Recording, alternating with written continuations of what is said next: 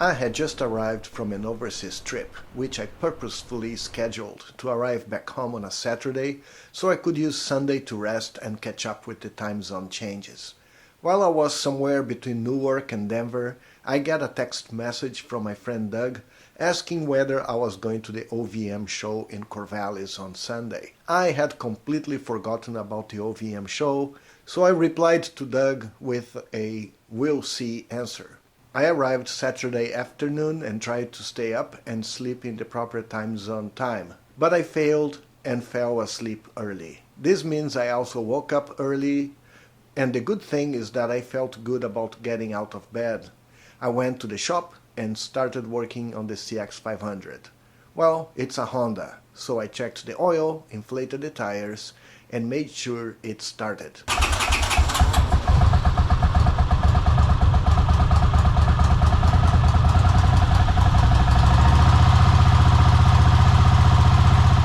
Got in touch with Doug and met Doug and Carl at a gas station on the way out of town. Since I needed fuel, that was a perfect location to meet them.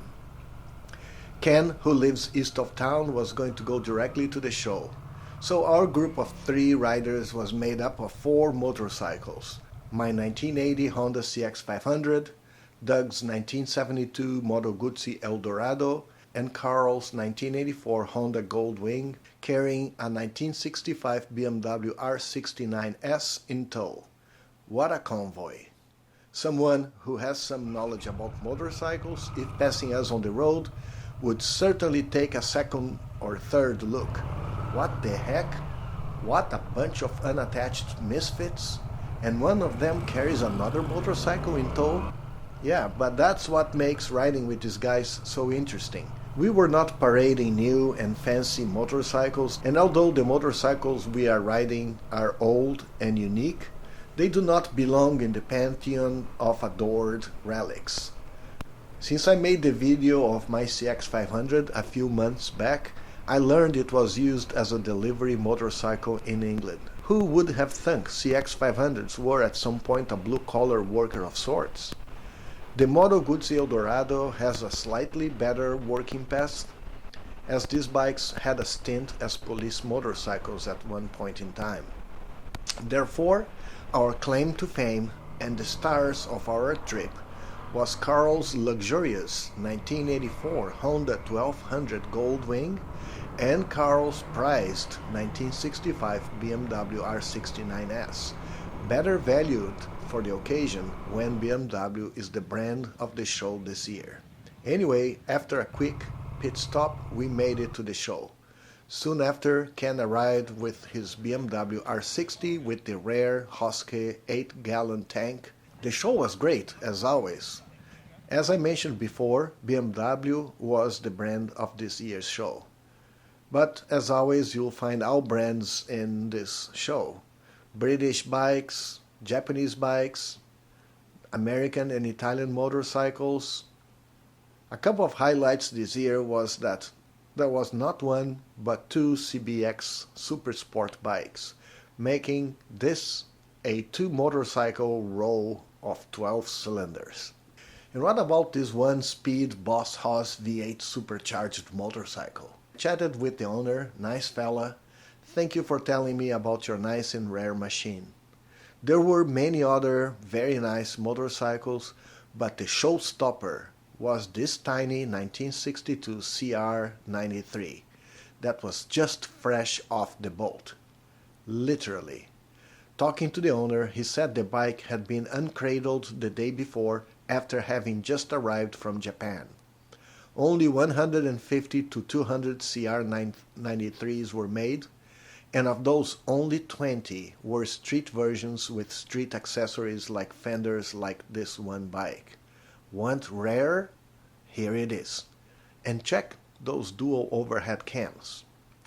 The OVM is also an opportunity for motorcycles and parts to exchange hands. If you have a project, this is a great opportunity for you to find that missing original part, or sell something, or find something to decorate your motorcycle shop. The motorcycle parking lot in the OVM show is also a place for folks to check the motorcycles that were ridden to the show. Even my little Honda CX500 gathered some attention there. After chatting with folks and taking several tours of the show, it was time to go.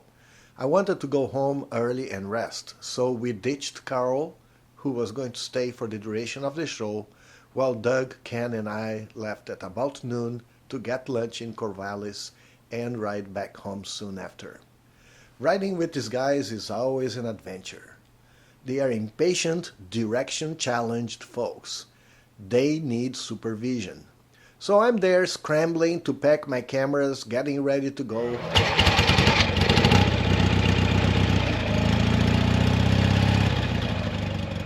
As they took off without looking back.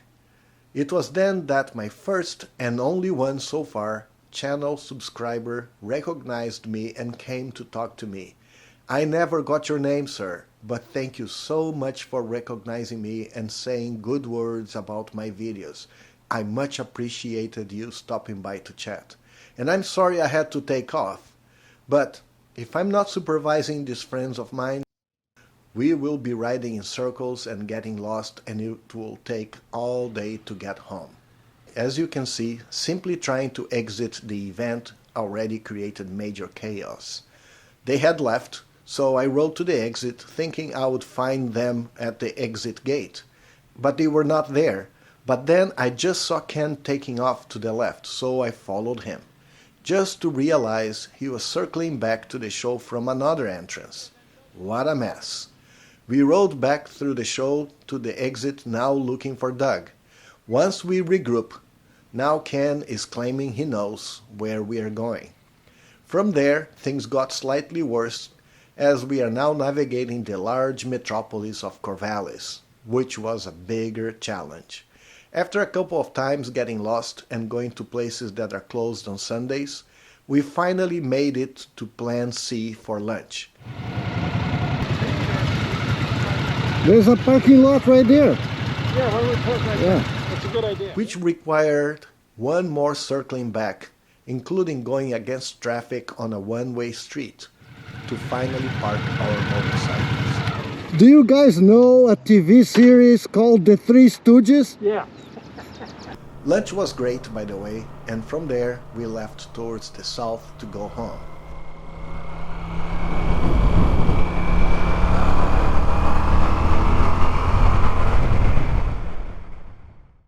It gave us one more opportunity to turn around to check and see if Ken made it to his turn to go home.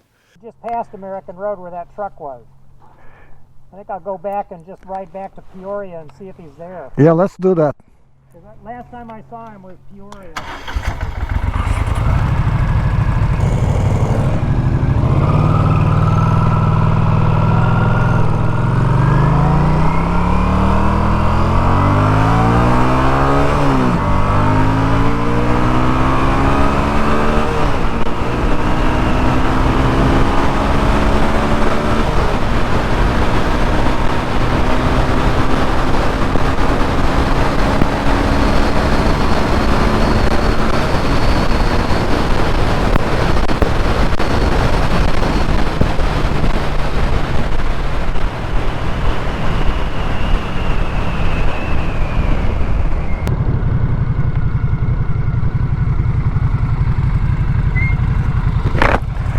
So he probably just turned. Yeah, he's probably just behind us. Yeah. It seems like the OVM show will be moved to Salem next year, which will add a few miles of travel to get there, and since it will be on a new location, it will certainly increase the chances for my friends to get lost. I'll bring my GPS so I can lead them properly next year, and I hope to see some of you and your bikes there.